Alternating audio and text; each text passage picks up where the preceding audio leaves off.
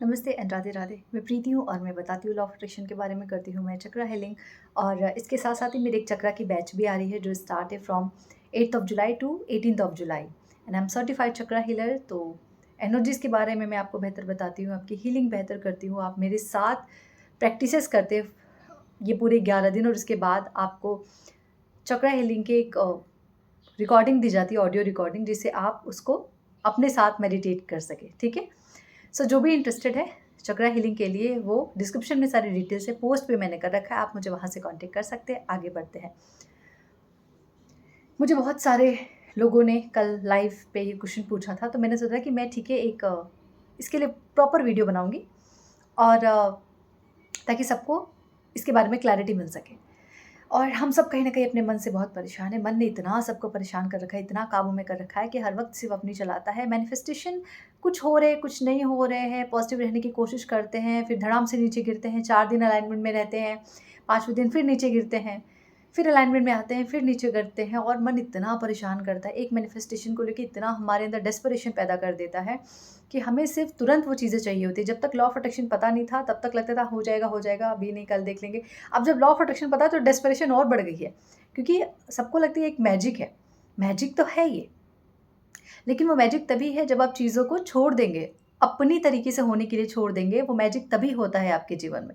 यूँ ही अचानक से कोई मैजिक नहीं हो जाता। उसके लिए आपको लेट गो करना पड़ता है, उसके लिए आपको सरेंडर करना पड़ता है, उसके लिए डेस्परेशन से बहुत कोसों दूरी बनानी पड़ती है। मैं इसको ना आपको एक प्यारी सी स्टोरी की तरह समझाती हूँ। मैं हर बार अपनी चक्रा हीलिंग में स्टोरी बोलती हूँ, और जो चक्रा हीलिंग के रहेंगे उनको स्टोरी तो रट गई होगी, बट आप सब जो भी मेरे सब्सक्राइबर हैं, शायद इनके साथ मैंने स्टोरी शेयर नहीं करी है। सो एक एक था, क्या कहते हैं, लकड़हारा जो लकड़ियाँ काटता था। तो उसके पास रहता था एक भूत, और वो अपने भूत से बहुत परेशान हो गया था। तो एक सेठ गुज़र रहा था, तो बोला, "साहब ये भूत ले लो।" तो बोला, "मैं क्यों भूत लूँ?" तो बोला, "साहब आप ले लो इसको।" तो बोले, "मैं क्यों लूँ पर?" तो बोले कि आपका ही सारा काम कर देगा। तो बोला, "सारा काम कर देगा तो तुम मुझे क्यों दे रहे हो?" तो बोला, "नहीं साहब आप लेके जाओ, और आप मुझे कुछ पैसे दे दो और ये सारा आपका काम कर देगा।" तो बोला, "सारा काम कर देगा?" बोला, "हाँ, ए टू ज़ेड जितने काम होते हैं ना, आप अब बताओ, ये सारे काम चुटकियों में करता है।" बट लकड़हारे ने उनसे कुछ छुपा लिया।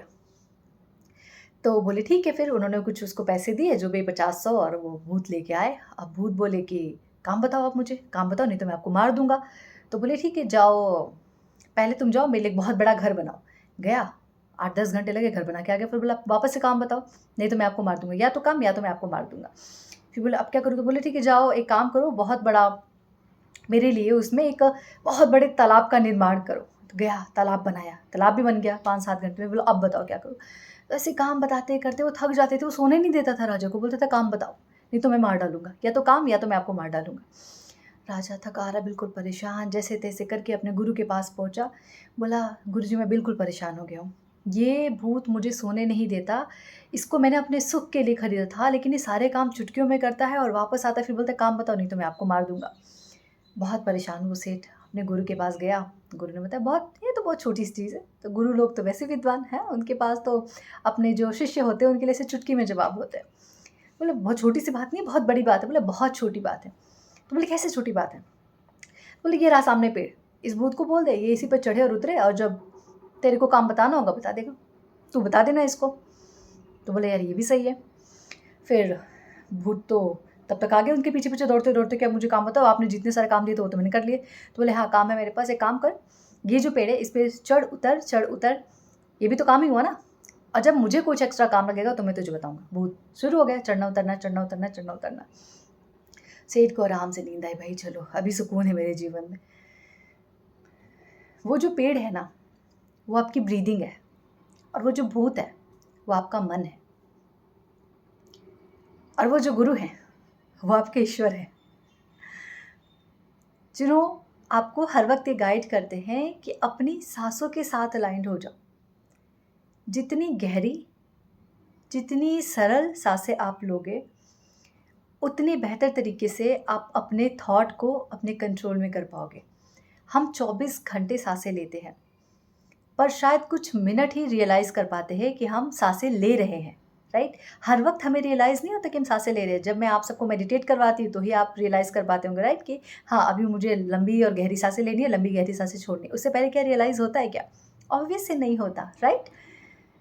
अपनी सांसों को, मीन्स आपकी जो थॉट है उसको अपनी सांसों के साथ अलाइन करो।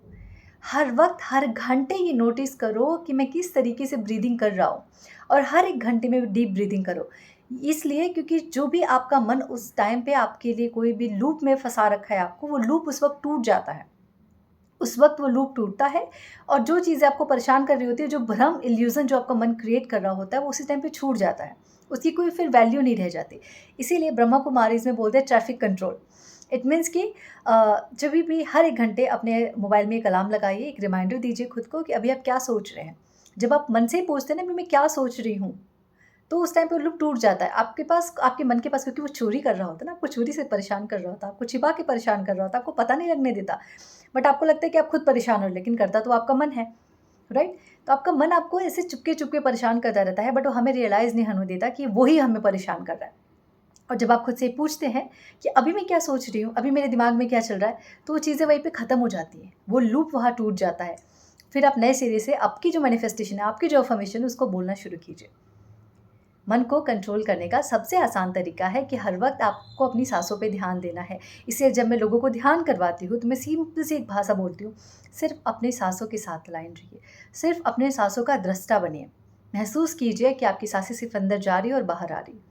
सिंपल सा मेडिटेशन रहता है, लेकिन बहुत गहराई है इसमें, कि आपको हर वक्त सिर्फ अपनी ब्रीदिंग के लिए ही अवेयर रहना है और कुछ नहीं।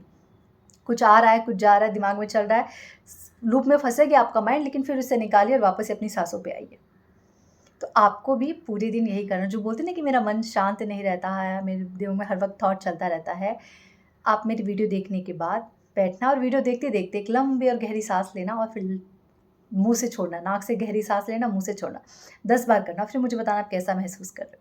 सब कुछ साँसों के ऊपर निर्भर है, जीवन साँसों के ऊपर निर्भर है।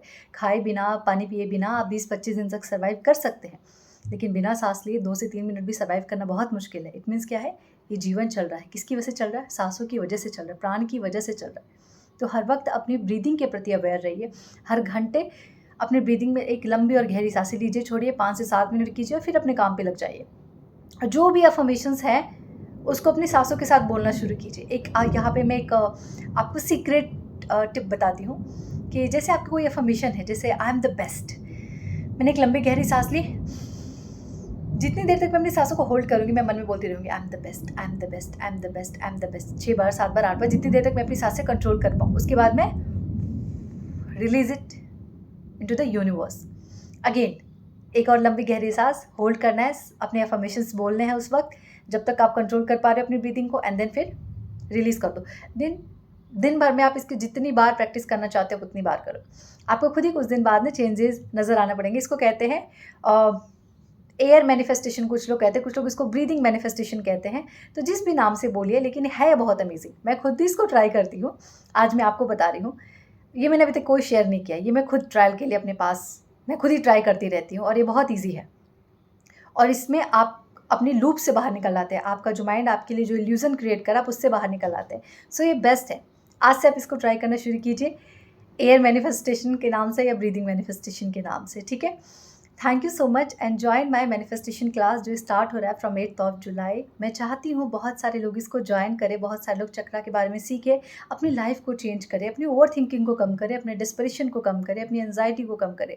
आपको जो भी फिजिकल प्रॉब्लम है, उन सारी चीज़ों से निजात पाइए। सिर्फ इतना समझ के कि चक्रा हीलिंग कैसे होती है और मुझे उसकी प्रैक्टिसेस करनी है। आपकी सारी प्रॉब्लम अपने आप सही होना शुरू हो जाएगी, क्योंकि यही आपके लाइफ का बेस है। तो जब नींव अच्छी हो जाएगी तो बाकी घर तो वैसे ही मजबूत रहेगा। Okay, thank you so much everyone and thank you मेरी वीडियो को इतना शेयर करने के लिए और मुझे इतना सारा और मेरी वीडियो को प्यार देने के लिए। Thank you.